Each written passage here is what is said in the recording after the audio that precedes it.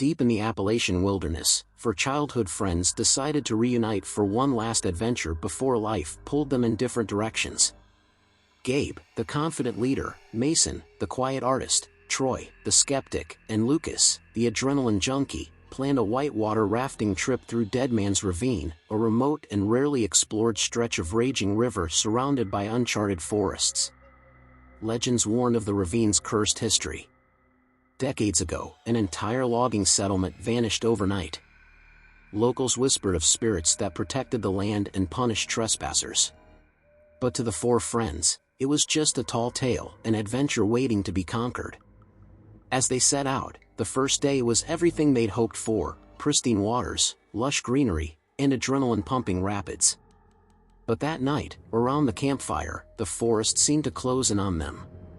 Shadows flickered unnaturally, and the wind carried whispers that sounded almost like words. "I swear I heard someone say my name," Mason muttered, staring into the darkness. "Probably just the wind," Troy dismissed, though his eyes darted nervously to the tree line. Unbeknownst to them, someone, or something, was watching. The next day, the rapids grew more treacherous. Lucas, ever the daredevil, insisted they take a shortcut through an unmarked tributary. The water was faster, the cliffs steeper, and the canopy above blocked out the sun. It wasn't long before disaster struck. A jagged rock overturned their raft, tossing them into the icy torrent. They scrambled to shore, battered and missing most of their supplies. As they regrouped, Gabe noticed something chilling: faint carvings on a nearby tree. They depicted human figures surrounded by jagged symbols, all with their heads missing. "This doesn't feel right," Gabe said, his voice low. "Come on, it's probably just some old markings," Lucas scoffed. But even he couldn't hide the unease in his tone. That night, as they tried to rest, strange noises echoed through the woods: twigs snapping, guttural growls, and what sounded disturbingly like laughter. Mason swore he saw figures darting between the trees, but when he called out, the shadows vanished. By morning, Troy was gone. His sleeping bag lay empty, and a trail of blood led into the forest. Panic set in as the remaining three friends argued about what to do. Gabe wanted to find Troy, but Lucas insisted they leave immediately. Their argument was interrupted by a blood-curdling scream, a sound so raw and inhuman it froze them in place. It came from the direction of the blood trail. Desperate and terrified, they followed the trail, only to stumble upon an abandoned cabin hidden deep in the woods. Inside, they found disturbing relics: animal skulls, crude weapons, and a large, blood-stained table. And then they found Troy, or what was left of him. His body was tied to a post, his face twisted in agony.